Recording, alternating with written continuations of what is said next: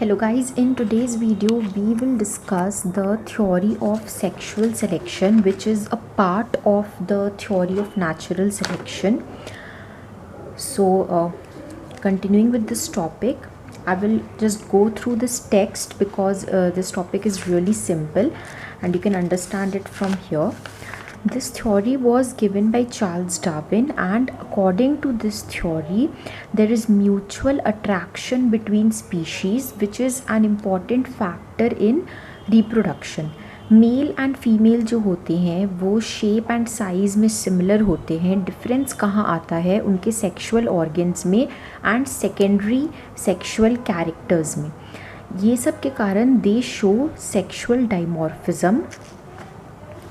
I hope you are able to clearly see the notes in case you want to note it down. इसलिए they exhibit sexual dimorphism. Birds and mammals में we can observe कि males जो होते हैं generally larger होते हैं compared to females, stronger होते हैं, brightly colored, उनमें ornamentation या plumage होता है. जैसे कि example है peacock के केस में. well developed hair growth around the neck like garland in male lion, and moustache होता है, beard होता है men में, humans के केस में. तो अकॉर्डिंग टू डार्विन ने क्या कहा कि such ornamental traits arise by the mechanism of sexual selection. ये सब जो ट्रेट्स है ये क्यों अराइज हुआ है? सेक्सुअल सिलेक्शन के कारण अराइज हुआ है, जो कि किस चीज़ पे डिपेंड करता है? Struggle between the individuals of one sex, particularly males, for possession of the opposite sex. ये सब कैरेक्टर इसलिए डेवलप करता है क्योंकि मेल सेक्स जो है उनके बीच में स्ट्रगल होता है फीमेल सेक्स ऑपोजिट सेक्स को अट्रैक्ट करने के लिए. इसका डेफिनेशन हम क्या देख सकते हैं कि कुछ फिज़िकल ट्रेट्स जो है उनका एवोल्यूशन होता है, जैसे colouration, increased size, strength, vigour यानी स्ट्रेंथ या फिर ज़ील हो गया, जो उनको ग्रेटर सक्सेस देता है ऑपोजिट मेट को पाने के लिए. Okay, it acts on the organism's ability to obtain और successfully mate the opposite sex. तो अगर उनका वो बेटर, उनमें ज़्यादा अच्छे से ये सब ट्रेट्स इवॉल्व हुआ है या डेवलप हुआ है, तब वो ऑपोजिट सेक्स को बेटर अट्रैक्ट कर पाएंगे मेटिंग के लिए. It ensures the presence of past traits among the members of one sex to make them somehow more attractive. Main purpose है to make them more attractive to the opposite sex. अब हम discuss करेंगे sexual selection versus natural selection. Sexual selection एक special form of natural selection है. ये मैंने बताया कि नेचुरल सिलेक्शन के अंडर ही आता है. It is a special form of natural selection.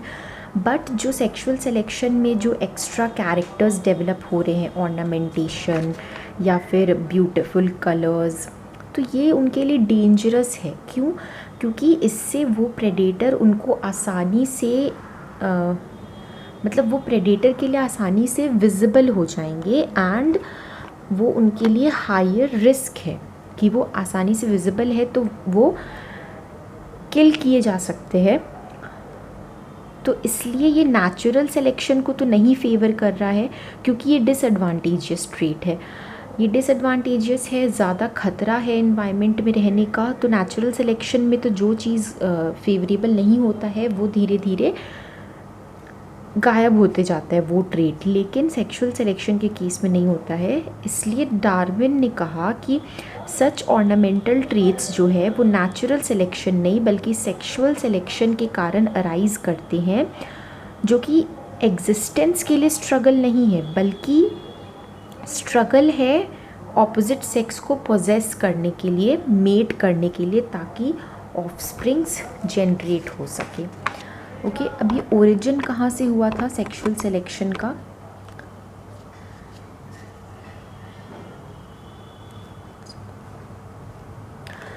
तो इसमें है कि अगर जिस मेल में बेटर डेवलपमेंट है ये सब कैरेक्टर्स का, तो वो अपने ऑफस्प्रिंग में सेम कैरेक्टर्स को पास करेगा, तो that will ultimately lead to natural selection. अब इसका दो टाइप होता है सेक्शुअल सिलेक्शन का। According to Darwin it is of two types, it is intrasexual और इंटरसेक्शुअल। इंट्रासेक्शुअल मतलब सेम सेक्स के बीच में, that is male and male के बीच में कंपटीशन होगा, एंड इंटरसेक्शुअल में फीमेल के चॉइस के ऊपर डिपेंड करेगा।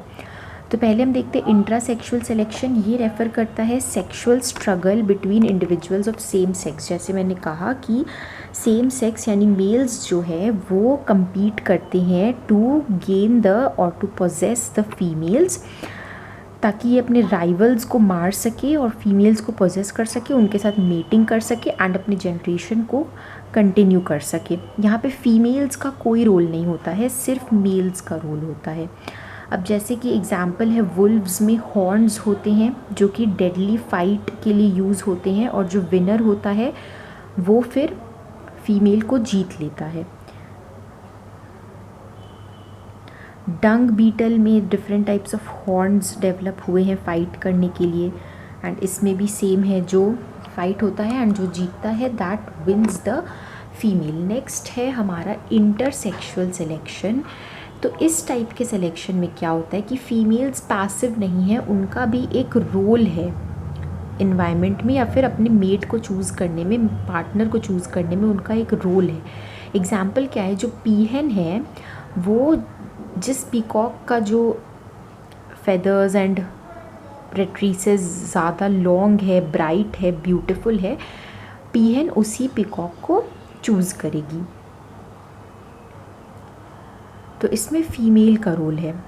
स्टिकल बैक के केस में मेल नेस्ट बनाएंगे ताकि फीमेल को अट्रैक्ट कर सके और जिगजैग डांस परफॉर्म करेंगे, एंड वो नेस्ट में उनको इनवाइट करेंगे ताकि वो नेस्ट को इंस्पेक्ट कर सके कि उन्होंने कैसा नेस्ट बनाया है। जिसका ज़्यादा अच्छा नेस्ट होता है तो फीमेल उस मेल पार्टनर को चूज़ करती है, मेट करती है वहाँ पे सेफली अपना एग्स फिर ताकि वो रिलीज़ कर सके।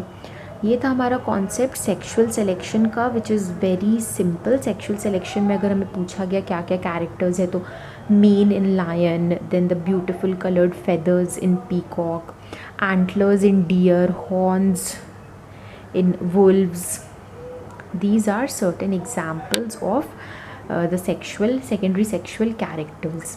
This was all about sexual selection, and in our next video we will discuss about genetic drift.